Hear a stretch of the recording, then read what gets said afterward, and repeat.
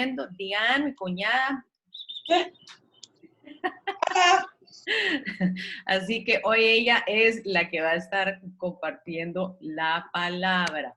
Gracias, Diane, por eso. Con mucho gusto, ya saben. Voy a... Aquí. Ahí está. Listo, listo, listo. Estamos. Bueno, abróchense los cinturones. Vamos a empezar hoy con la sexta fiesta, la fiesta de Yom Kippur, la fiesta de expiación. Hemos venido viendo a través de la menorá, del candelabro que estaba dentro del lugar santísimo, dentro del lugar santo. Hemos estado viendo cómo se relacionan las fiestas con los sellos, con las cosas que Dios está haciendo y está por hacer a través de las fiestas.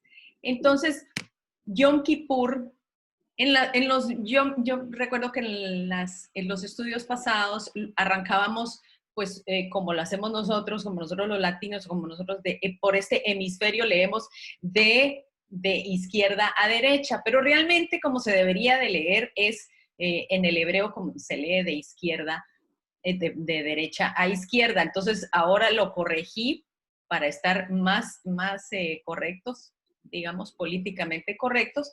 Y entonces recuerdan que ya analizamos lo que era la Pascua, luego pan sin levadura, primicias, que son primeros frutos, Pentecostés, trompetas, y ahora nos toca la sexta, que es Yom Kippur. Yom Kippur es una de las fiestas de otoño. Es la segunda fiesta de otoño después de trompetas, que la vimos la semana pasada, terminamos la semana pasada, o también conocida como Rosh Hashanah o Yom Teruah. Esta fiesta es la fiesta de Yom Kippur, o como se conoce en español, el día de la expiación o día de perdón. Así se conoce en español. Esta es la fiesta de otoño. Vimos que trompetas va de la mano con lo que va a ser el arrebatamiento de la novia del Señor.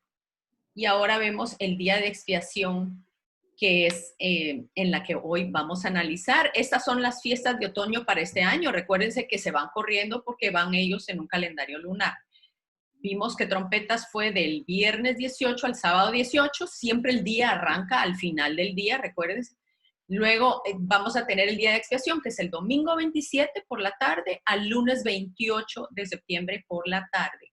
Ese es el día de expiación, 10 días después de la fiesta de trompetas, y luego vamos a tener en octubre la fiesta de tabernáculos, que también lo vamos a analizar, y casi que nos vamos a quedar en la entradita de tabernáculos para que lo podamos celebrar. El año pasado me recuerdo que en el grupo de Guatemala lo celebramos y fue algo lindísimo. Lindísimo, precioso, comimos, gozamos, nos reímos, bueno, fue algo bello, bello, bello. Entonces, Yom Kippur, o día de expiación, se conoce también, aparte del día de la expiación, se conoce como la fiesta de cara a cara. Cara a cara. ¿Por qué? Porque el primer Yom Kippur fue el día en que Moisés subió por segunda vez al monte, ¿recuerdan? Se rompen las tablas, el pueblo peca, hace el becerro de oro, y Moisés vuelve a subir a... Diane, apaga tu cámara Video. para que no me distraiga, porque Lady Di... Perdón. No, tranquilo. Este es el día en que Moisés entonces sube por segunda vez. Cuando él baja, la gente ve en su rostro lo resplandeciente de la presencia de Dios. Eso es cara a cara, por eso se conoce Yom Kippur como la fiesta de cara a cara. Esto fue 40 días después de recibir la ley. Él vuelve a subir y lo vemos en Éxodo 32. Cuando el apóstol Pablo habla sobre esto, él es exactamente, eso era lo que él estaba diciendo, cuando él decía, ahora vemos por un espejo oscuramente, pero entonces veremos cara a cara. Vamos a ver al Señor cara a cara, tal y como. Recuérdense que los espejos de ahorita pues son muy, muy bonitos y son muy claros, pero los espejos de esa época no eran como muy claros, por eso es que él usa esa terminología. Yom Kippur también es conocida como el día de la venganza del Señor. El día de la venganza del Señor. También es conocido como el gran shofar, el shofar Hagadol. es conocido como Neilá o Neila, que es el cierre de las puertas. Eso nos habla mucho acerca de la oportunidad de arrepentimiento. El cierre de las puertas también se le conoce como la fiesta del ayuno, el ayuno mayor. Ayunamos, por eso estamos ayunando, pero lo vamos a ver más adelante. Esto mejor no me voy a adelantar. La palabra expiación en la Biblia significa kafar. Kafar, que básicamente significa sellar, significa cubrir, significa purgar, reconciliar, cubrir encima con brea. Mire qué curioso, porque significa sellar, como cuando nosotros sellamos, hacemos jaleas y nosotros las sellamos al vacío y entonces tienen una duración mucho más grande. Cuando se cerraban los hilos para guardar los granos que se sellaban con fuego, que se sellaban con humo. Estamos hablando de kafar, algo que sella herméticamente, pero cuando dice cubrir encima con brea, eso me recuerda a la primera vez que fue usado en la Biblia. ¿Cuándo fue la primera vez que fue usado el usar brea para cubrir algo? ¿Se recuerdan? Fue cuando Noé, Dios le da la instrucción y él le dice que calafatee con brea toda el arca. ¿Para qué? La estaba haciendo, digamos, impermeable, para cubrirla, para recubrirla, para sellarla, para que el agua no entrara al arca. Básicamente, eso es lo que el Señor le dijo que hiciera, que calafateara. De ahí viene esa palabra. Cuando agarramos la palabra calafatear, viene de cafar. Pero cuando usted se da cuenta cómo era que se calafateaba un barco, porque esto no fue en la época de Noé, esta era la forma en que calafateaban todos los barcos hasta que se descubrió la forma de hacer con ¿cómo era? ¿Qué era lo que se usaba para ahora para hacer fibra de vidrio? Me acuerdo que mi tío construía barcos y hacía barcos y lanchas con fibra de vidrio. Sí, fibra de vidrio es. No sé si estoy en lo correcto, pero bueno, calafatear en esa época lo que hacían es que agarraban un lazo o mecate, dicen aquí los ticos, agarraban un hilo, lo llenaban de esa brea. La brea es como un tipo de petróleo que sale en la tierra, y lo llenaban y abrían con un clavo, abrían en medio de cada una de las tablas, metían ese hilo lleno de brea. ¿Para qué? Para que eso sellara completamente y luego por fuera volvían a echar otra capa de brea. Entonces eso hacía los barcos totalmente impermeables. Si ellos no se aseguraban que ese barco estuviera totalmente recubierto, pues sabemos lo que pasa. Ese barco se hundía. Pero desde que el Señor le dice, calafatea a Noé, le dice, calafatea el barco y llénalo de brea, podemos ver que estábamos ya viendo lo que el arca iba a significar. ¿Quién es el arca? Más adelante lo vemos en el Nuevo Testamento, lógicamente es Jesús. Y vemos que para poder calafatear un arca se necesitaban tres cosas: madera, clavos y martillo. Es impresionante porque al Señor, con cada detalle, Él nos va hablando y apuntando siempre hacia Jesús. Cuando nosotros vemos exactamente cuál es la sexta letra, la sexta fiesta Yom Kippur, la sexta letra del abecedario hebreo, ¿cuál es? La letra Vav, que significa clavo. Esto es impresionante porque Dios va apuntando a su Hijo desde el principio de la Pascua, inclusive hasta llegar a Yom Kippur y a la siguiente en tabernáculos. Es un reflejo de Jesús. Cuando vemos entonces la letra Vav, es un clavo, y si lo ven, la forma es un clavo. Cuando nosotros hablamos acerca de el nombre Yahweh, el nombre de Dios, el nombre que Dios le dio a Moisés, exactamente vea lo que significa. Yud Hei Vav Hei, y significa he aquí la mano, he aquí el clavo. Eso es lo que significa el nombre de Dios, o he ahí la mano, he ahí el clavo. Imagínense que desde el nombre, cuando Él le da su nombre a Moisés, cuando nosotros estudiamos las letras hebreas, esto es lo que significa. He aquí la mano, he aquí el clavo, a quién estaba apuntando, totalmente a Jesús. Esto es algo maravilloso que solo aquí nos podríamos detener a analizar cada una de las cosas que Dios nos va mostrando, pero su palabra es tan perfecta que ustedes se van a dar cuenta al final de este estudio que Él está en el último detalle, hasta en el último detalle.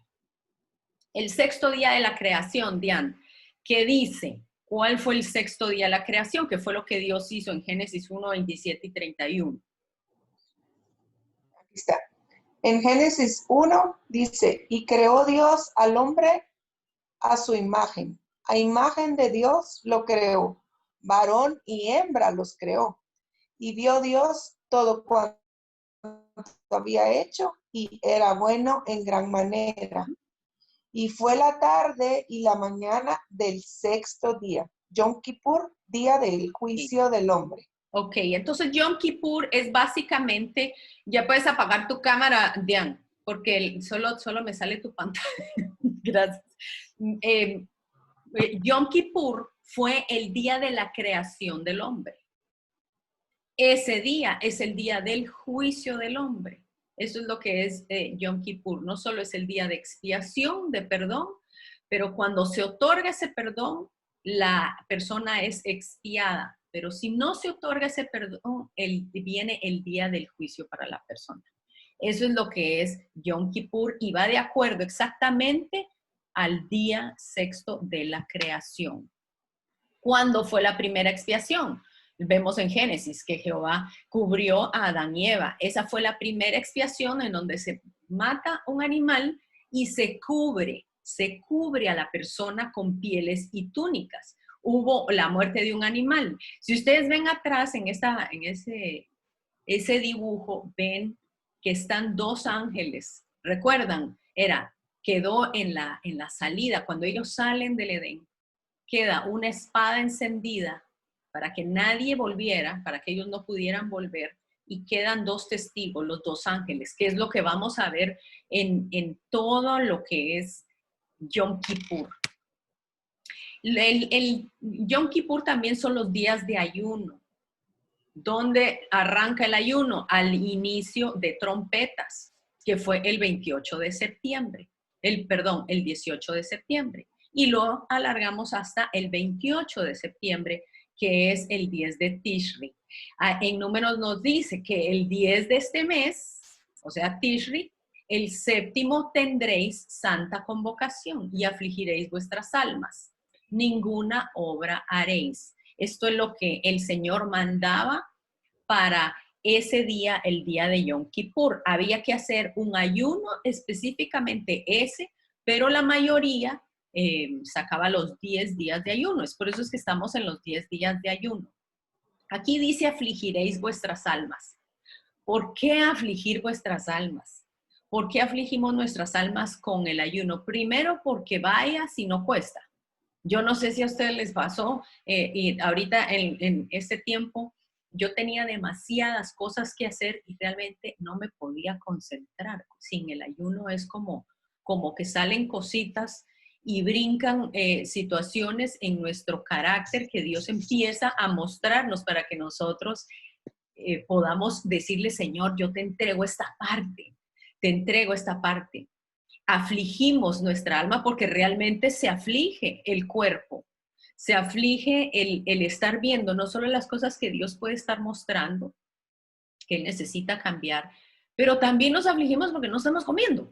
¿Verdad? Eso es, el cuerpo empieza a gritar, y el cuerpo, ¿verdad? Nos empieza a demandar. El afligir nuestras almas quiere decir realmente que nosotros estamos muriendo un poco a nosotros mismos. La comida, el alimento nos sirve para sobrevivir. Una persona que no come se muere. Cuando nosotros ayunamos, de alguna forma estamos muriendo, negándonos a nosotros mismos, negándonos. El ayuno es súper necesario para que nosotros le enseñemos a nuestro cuerpo y le enseñemos a nuestras emociones que no siempre tenemos que reaccionar. que no siempre tenemos que caminar por lo que sentimos. Es una forma de entreno, como que fuera un gimnasio. El afligir nuestras almas es algo que debería de ser constante en la vida de un cristiano, por lo menos una vez a la semana, sacar un ayuno para que el cuerpo esté bien entrenado, para no solo estar eh, satisfaciendo todo lo que al cuerpo o a la mente o a las emociones se le antoja. Por eso es que durante estos 10 días estamos sacando ese día de ayuno. Ahora, a estos 10 días, desde que empezamos trompetas hasta que vamos al día de expiación, se le conocen también como los 10 días de terror. Los 10 días de terror. ¿Por qué? Porque, claro, trompetas nos ponen en una posición en donde si el Señor no vino, empezamos a analizar realmente si nosotros estamos listos para su venida. ¿Por qué se le llamaban esos 10 días de terror? Porque si ellos no eran aceptados, el sacrificio de expiación no era aceptado, no venía la bendición para todo el otro año.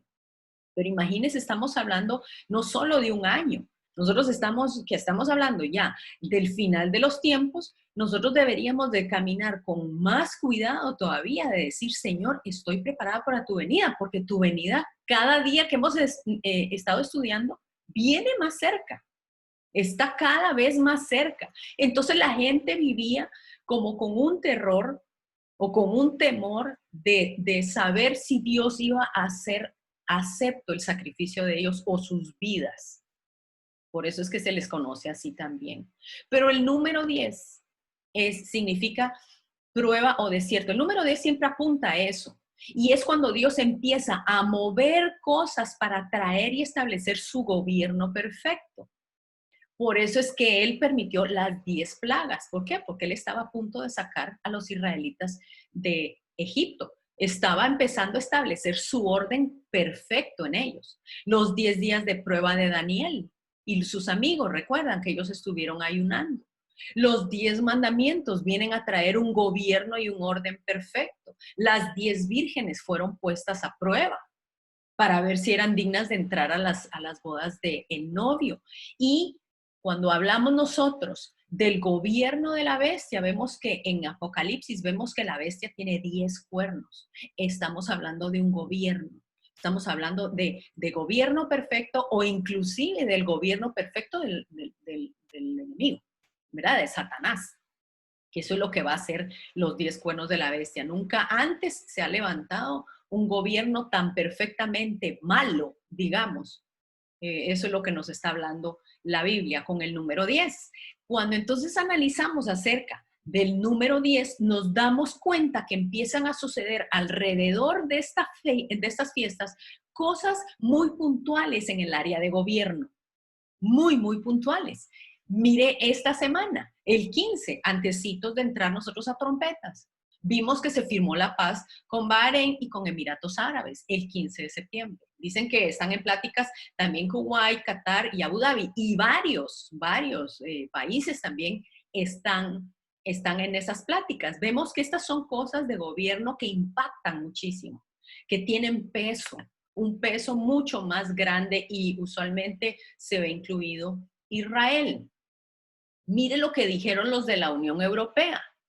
Amenazaron a Serbia y a Kosovo si reconocen a Jerusalén como capital de Israel. Esto salió ahorita la semana pasada.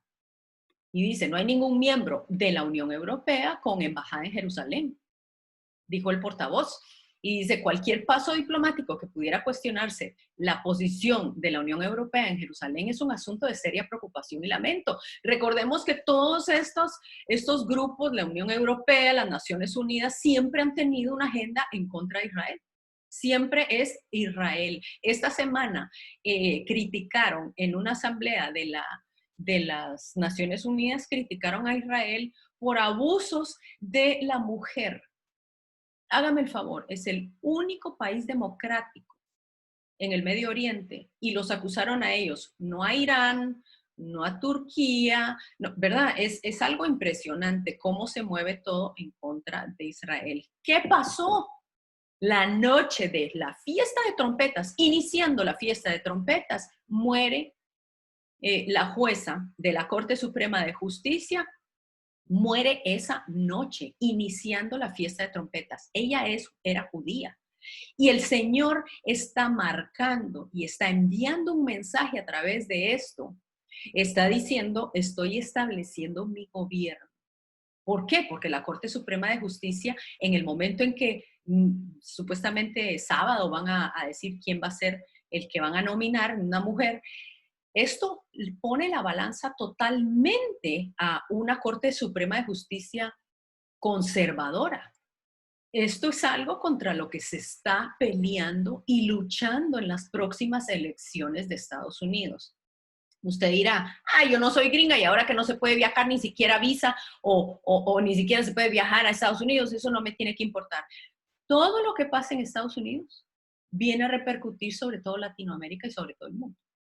Cuando nosotros estemos orando, debemos orar para que ese gobierno se permanezca apoyando a Israel y permanezca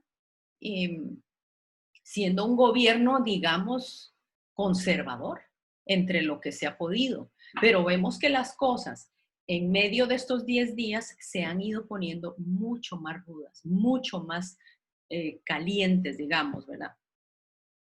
El 20 de septiembre, mire, esta semana, 2 días después de Yom Kippur, Honduras anuncia el cambio de embajada a Jerusalén, el 20 de septiembre. Eso, los catrachos. Y Israel entra en su segunda cuarentena, pero mire qué curioso, porque entra en su segunda cuarentena durante las fiestas de otoño, que el Señor manda a estar buscando de Él, buscando su rostro.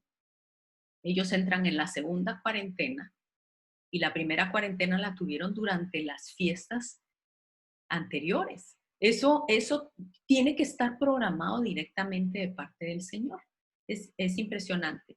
También vemos en la historia que en la guerra de Yom Kippur, también la guerra de Ramadán, que fue el 6 de octubre, Egipto ataca el canal de Suez y Siria ataca los altos de Golán y agarran totalmente desprevenidos a Israel. Los agarran desprevenidos porque ellos sabían que Yom Kippur es la fiesta mayor y que la gente está ayunando y la gente está en reposo.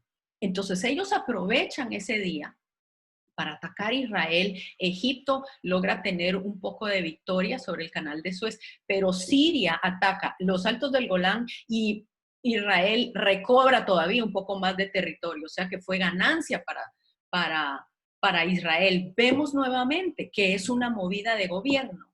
¿En cuándo? En la época de Yom Kippur. Por ahí vamos entonces agarrando más o menos por qué es tan crucial orar por las autoridades, orar por el gobierno de cada país, orar por las elecciones de todo, ya sea de Estados Unidos, de la Corte Suprema, porque todo esto va a venir a influir sobre nosotros. Entonces, básicamente, lo que es este tiempo es un tiempo que se llama el tiempo de Teshuvah. Teshuvah es arrepentimiento, pero prácticamente lo que significa esa palabra es retornar. Retornar, por eso vemos esos movimientos que se llaman ahora el retorno, porque es retornar a qué, retornar a la palabra, retornar a la Torah, retornar a las escrituras. Dios está poniendo en su iglesia un retorno al Antiguo Testamento que la iglesia de alguna manera le tenía pavor, porque decía, nos estamos judaizando y la Biblia dice que no debemos judaizarnos, pero si no entendemos la parte del Antiguo Testamento, digamos la parte de la Torá, no podemos definir la forma en que Dios se está moviendo en este tiempo. Lo hemos visto con estos estudios, nos damos cuenta cómo estos estudios nos ayudan a saber lo que Dios está por hacer. Entonces es una forma de retornarnos al Padre, literalmente. Y vemos cuántos movimientos hay, cuántos movimientos de oración durante estos 10 días. Hay un movimiento que se llama the Upper Room, que van a estar orando durante estos 10 días y ayunando. Está el hijo de Billy Graham, están llamando a una marcha. El 2020 están llamando el 26 de septiembre a caminar en Washington. También vemos el movimiento del retorno de Jonathan Cahn, que está llamando a unirse en Washington también. Dice que va a ser un movimiento masivo de gente orando por el arrepentimiento de la nación, para que Dios tenga misericordia de ellos, y el gobierno que quiere retomar, el gobierno de Estados Unidos, que viene con una agenda totalmente globalista, no pueda lograrlo, y que sean unas elecciones que sean totalmente legales. Y lo vemos en Guatemala también. El 26 de septiembre escuché que hay una convocatoria, no sé la hora, pero que hay una convocatoria frente al Palacio Nacional. Y hoy estábamos hablando con Zaira que también se están reuniendo gente en Costa Rica. Y bueno, en todo el mundo se está llamando al retorno a la palabra, el retorno al arrepentimiento, a pedir perdón por lo que hemos desechado, por lo que no hemos implementado, por haber dejado la palabra. Estos 10 días, estamos en esos 10 días, entonces no me diga que esto no es emocionante. Entonces vamos a analizar un poquito lo que era la fiesta de Yom Kippur, y qué era lo que se demandaba hacer, y para que lo podamos entender a la luz de la palabra, dónde se refleja a Jesucristo en toda esta fiesta. Entonces, Levítico 16:6, ¿qué dice, Diana? De la congregación de los hijos de expiación, y un carnero para el holocausto. Aarón hará traer su becerro de expiación, y hará la reconciliación por sí y por su casa. Después tomará los 2 machos cabríos y los presentará delante de Jehová, a la puerta del tabernáculo de reunión. Ok, entonces el sumo sacerdote agarraba los machos cabríos, los 2 machos cabríos que vemos ahí, y un carnero para el holocausto. El carnero, ese becerro era para la expiación de su familia, de él y de su casa. Él presentaba de primero el perdón por su casa. Y luego agarraba los machos cabríos y los traía delante del tabernáculo de reunión. ¿Y luego qué hacía, Diana?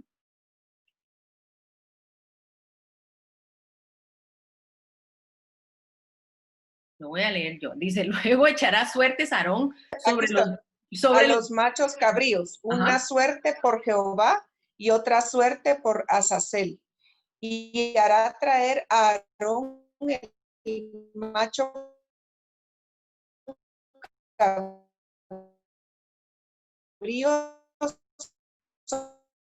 sobre el cual Fíjate que se te está cortando. caiga la suerte por Jehová, y lo ofrecerá. ¿Sí? Aquí se oye mejor. Lo presentará vivo delante de Jehová para hacer la reconciliación sobre él, y enviarlo al desierto por Azazel.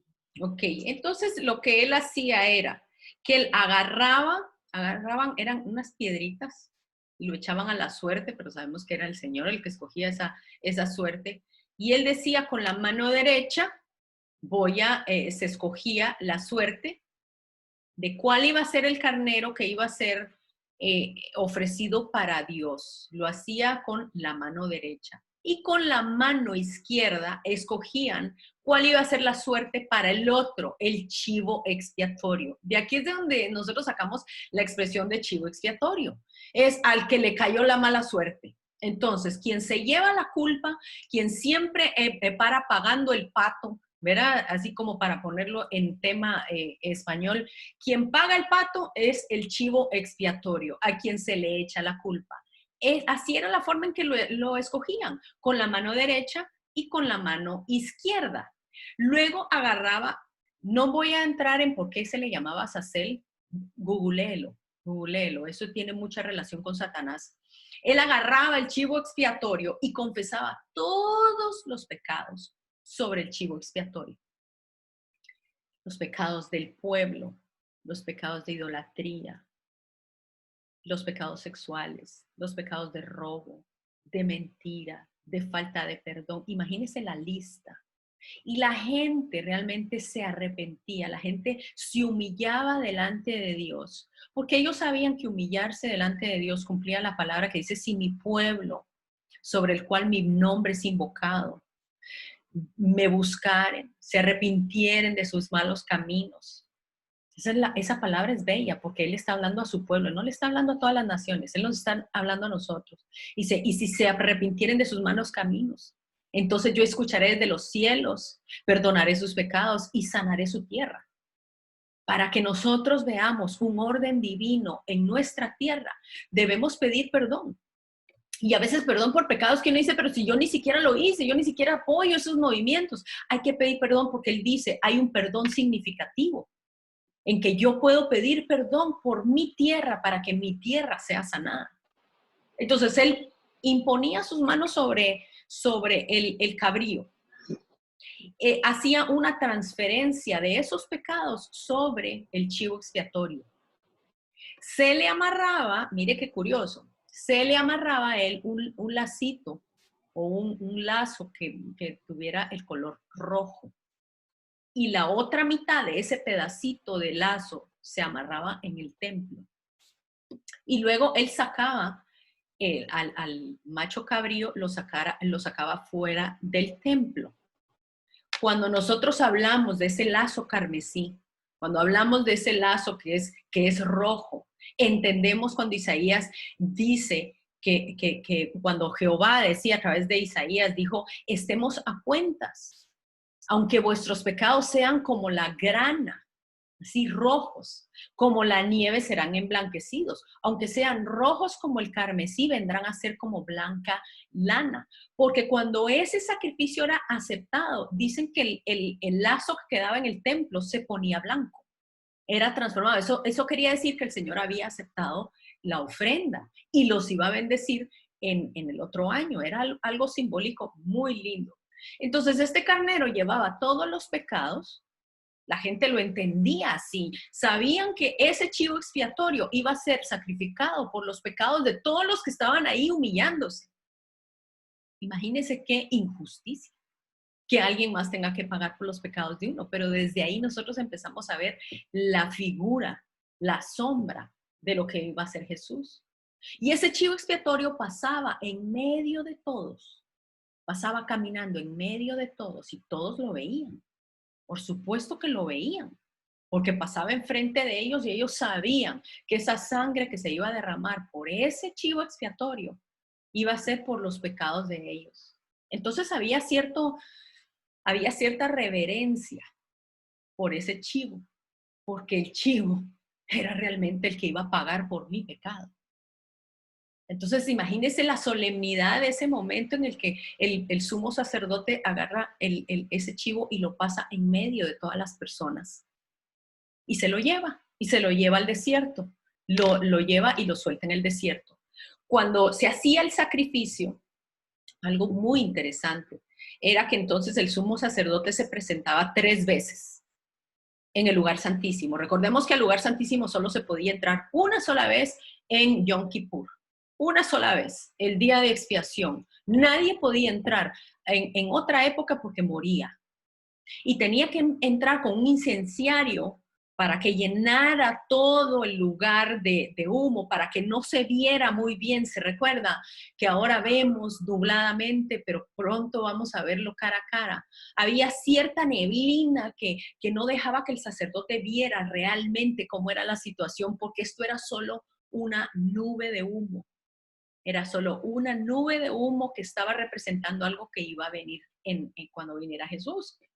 Entonces, él entraba una vez por sus pecados y los pecados de su familia. Luego entraba otra vez por los pecados de los levitas, todos los sacerdotes. Y luego entraba representando la sangre por todos los pecados del pueblo. Aquí hay algo muy interesante, porque si usted lo ve vestido y si usted conoce las vestiduras del sumo sacerdote, usted se da cuenta que el sumo sacerdote, estas son las vestiduras. Pero cuando él entraba para Yom Kippur, él tenía que despojarse de todas sus vestiduras. Y entraba él nada más vestido de blanco. ¿Por qué? Porque en ese momento era Jesús representando al pueblo. Jesús, la santidad de Jesús representada en el sumo sacerdote, representando al pueblo delante de Dios. Y él tenía que representar al pueblo limpio totalmente, o si no el sacrificio no era aceptado. Pero cuando el sacerdote salía y se presentaba con sus vestiduras, él estaba representando la gloria de Jesús, la gloria de Dios delante del pueblo.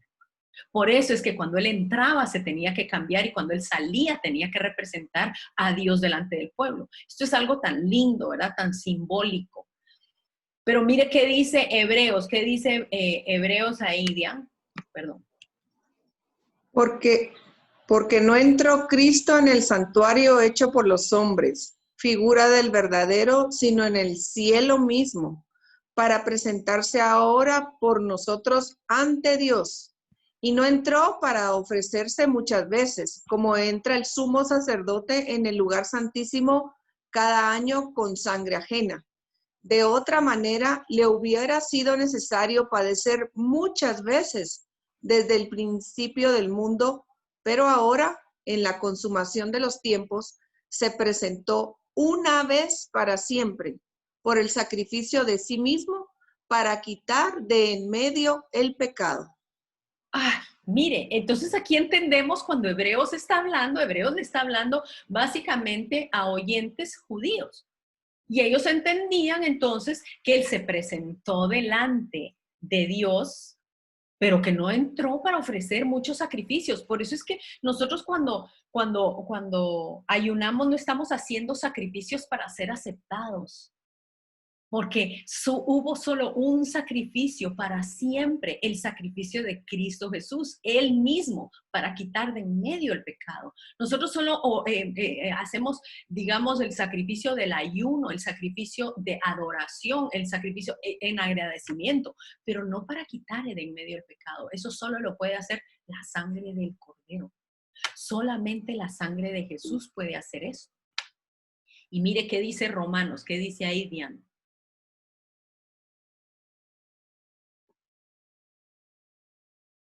Porque si siendo enemigos fuimos reconciliados. Escuchen Fuimos la palabra, reconciliados. voy. Escuchen la palabra reconciliados. ¿Cuántas veces el Señor le habla y dice y usa la palabra reconciliación? Dice, porque si siendo enemigos fuimos reconciliados con Dios por la muerte de su Hijo, mucho más estando reconciliados seremos salvos por su venida. Y no solo esto, sino que también nos gloriamos en Dios por el Señor nuestro Jesucristo, por quien hemos recibido ahora la reconciliación. Reconciliar era que estábamos peleando, que estábamos desunidos, que había una división y ahora estamos reconciliados con Dios. Esto es lo que nosotros podemos decir cuando alguien está, yo siento que Dios está peleando conmigo, yo siento que Dios está enojado conmigo. ¿A dónde dicen Romanos?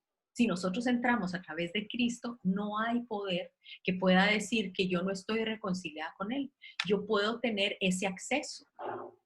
Pero mire qué lindo, porque este chivo expiatorio, cuando se oraba sobre él, lo sacaban en medio de la congregación y lo que decíamos, la congregación entonces se compungía. La congregación entendía que esos habían sido ellos los que merecían la muerte de ese cordero.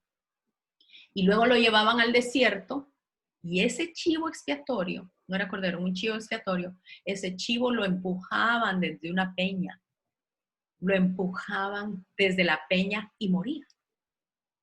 Básicamente los dos morían. Uno moría siendo ofrecido para Dios y el otro moría por el pecado del pueblo.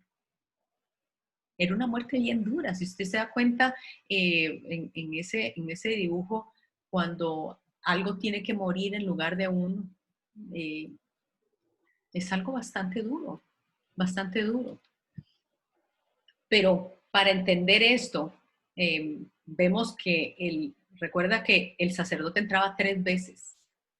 Y hay 3 trompetazos en la Biblia. Uno que se llama el primer trompetazo, y este es asociado con Shavuot, con Pentecostés. El primer trompetazo. Son trompetazos de advertencia. Recuérdese que el Señor usa los trompetazos para advertirnos, para llamar nuestra atención, para alistarnos, para alertarnos.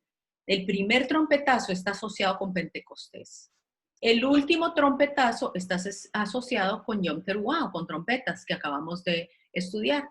Y el gran trompetazo está asociado con Yom Kippur. Yo le voy a analizar algo, porque lo he venido escuchando ya varias veces de personas a quienes respeto mucho, porque son personas que profundizan en la palabra y llevan años analizándola. Primero es de que nosotros decimos, bueno, el último trompetazo no está al revés ahí, ¿por qué el último trompetazo es el número 2? No debería de ser el último trompetazo el número 3. Yo lo que pienso es que el Señor en su gran misericordia, cuando analizamos la palabra y analizamos el libro de Apocalipsis, y eso lo vamos a ver un poquito más adelante la otra semana, cuando vemos que hay varias veces en donde el Señor asocia la trompeta para sacar a ciertas personas de la ira venidera o de las cosas que están por venir, si las empezamos a analizar, no se parecen.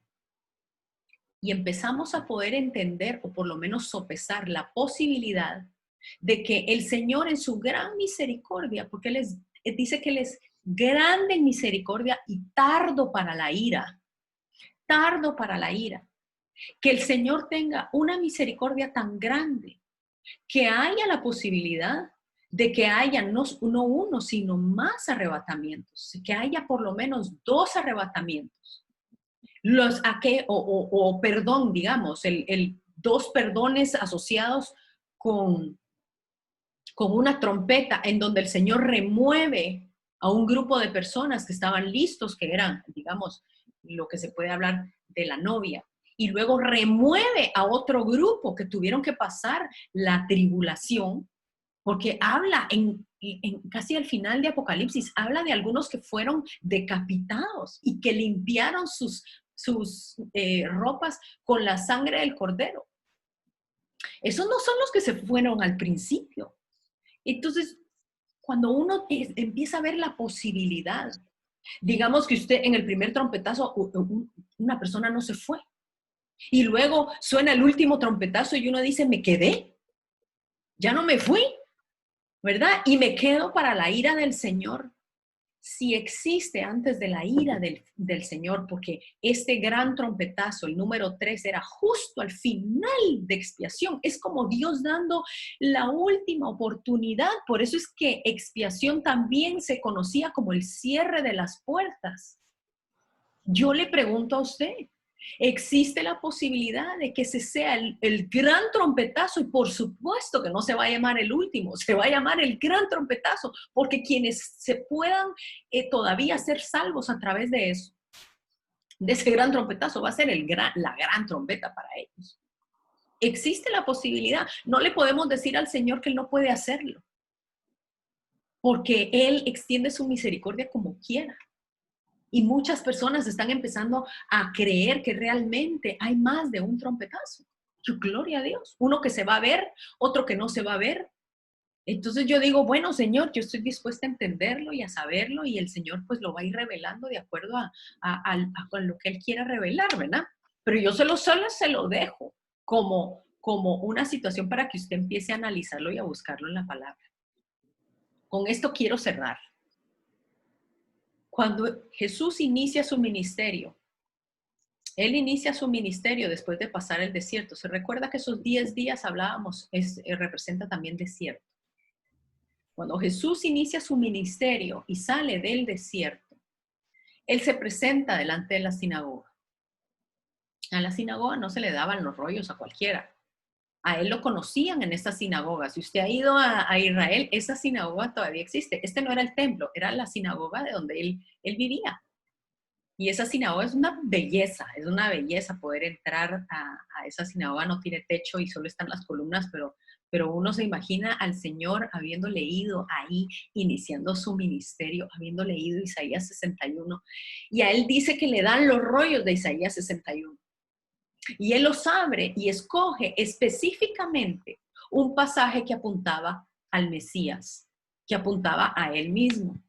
Y cuando Él abre Isaías 61, dice, el Espíritu de Jehová, el Señor, está sobre mí, porque me ha ungido Jehová. Me ha enviado a predicar buenas noticias a los pobres, a vendar a los quebrantados de corazón, a publicar libertad a los cautivos y a los prisioneros, apertura de cárcel. Y él dice, a proclamar el año de la buena voluntad de Jehová. Pero la última parte, el día de la venganza del Dios nuestro, él no la lee. Él solo llega a proclamar el año de la buena voluntad de Jehová. ¿Cuál era ese año? El año en que él iba a iniciar su ministerio. ¿Y cuándo iniciaba su ministerio? Cuando iniciaba el año. Ni modo que yo les voy a decir a ustedes tengan feliz año en abril. Pues no. Cuando él dice a proclamar el año de la buena voluntad de Jehová, él estaba haciendo una referencia a Yom Kippur. Probablemente él estaba iniciando su ministerio en esa época. Pero él deja por fuera el día de la venganza del Dios nuestro, porque ese día es el día de Yom Kippur, pero ese día va a ser el día de la ira del Señor al final. Entonces él no estaba proclamando el día de la venganza, él estaba proclamando el año de la buena voluntad. ¿Cuál es la voluntad del Señor? Que todos lleguen al conocimiento de Cristo y lleguen al arrepentimiento y todos sean salvos. Esa es la voluntad del Señor. Por eso lo había enviado el Señor a Jesús, para que nosotros pudiéramos a través de él alcanzar misericordia y ser salvos a través de su Hijo. Pero él deja entonces el día de la venganza del Dios nuestro, lo deja por fuera. Él dice, lo dejo para más tarde. Entonces, el Evangelio de Lucas, Pablo, Enrollando el libro, le dio al ministro y se sentó. Los ojos de todos en la sinagoga estaban fijos en él. Entonces comenzó a decirles, hoy se ha cumplido esta escritura delante de vosotros. Entonces él termina de leer el libro, se lo da al ministro y se sienta. Solo mírenle las caras. Enrollando el libro. Perdón, él viéndolo todos alrededor, él les dice, hoy se ha cumplido esta escritura delante de vosotros. ¿Qué les estaba diciendo? Esta escritura mesiánica, que solo hubiera podido decir, se cumple el Mesías, él les dice, hoy se cumplió delante de ustedes. Imagínense lo que provocó en las personas que estaban ahí reunidas. ¿Cómo se le ocurre a este? Pero si este es hijo de José y de María y no están aquí sus hermanos, no conocemos también a toda su familia. ¿De dónde? ¿De dónde sale él con que esta escritura se ha cumplido si esta escritura está hablando del Mesías? Vea la tensión con la que él está empezando su ministerio. Y luego dice, al oír estas cosas, todos en la sinagoga se llenaron de ira. Y levantándose, lo echaron fuera de la ciudad. Al oír estas cosas, dice que en la sinagoga se llenaron de ira. ¿Por qué? Porque él no era el Mesías para ellos. Entonces se levantan, lo echan fuera de la ciudad y aquí sucede algo en donde Jesús mismo cumple lo que se hizo con el chivo expiatorio, porque recuerde que él dijo, yo no vine a abolir la ley, yo vine a cumplirla. Y la cumplió a cabalidad hasta el último detalle. Dice, lo voy a leer yo, Diane, dice, y lo llevaron hasta la cumbre del monte sobre el cual estaba edificada la ciudad de ellos. ¿Para qué? Para despeñarlo. Exactamente como se hacía con el chivo expiatorio. Pero mire lo que él dice, él pasó en medio de ellos y se fue. ¿Cómo pasó en medio de ellos? Tenía que cumplirse la palabra. Cuando el chivo expiatorio era presentado con todos los pecados, tenía que pasar en medio del pueblo. Y ellos lo quisieron sacrificar, pero él sabía que esa muerte no era la que a él le tocaba. Él estaba empezando el ritual del chivo expiatorio por los pecados de todos aquellos que quisieron despeñarlo.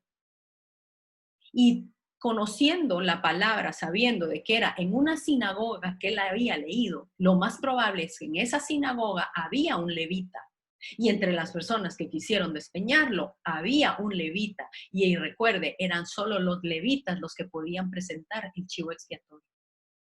Aquí se cumple el Yom Kippur, expiación, se cumple en el Señor. ¿Y cuándo va a ser la última vez que se va a cumplir? Porque él no ha cumplido a cabalidad esa fiesta. Se va a cumplir el día en que él venga a poner a todos sus enemigos como el estrado debajo de sus pies. ¿Qué dice Colosenses 1:19?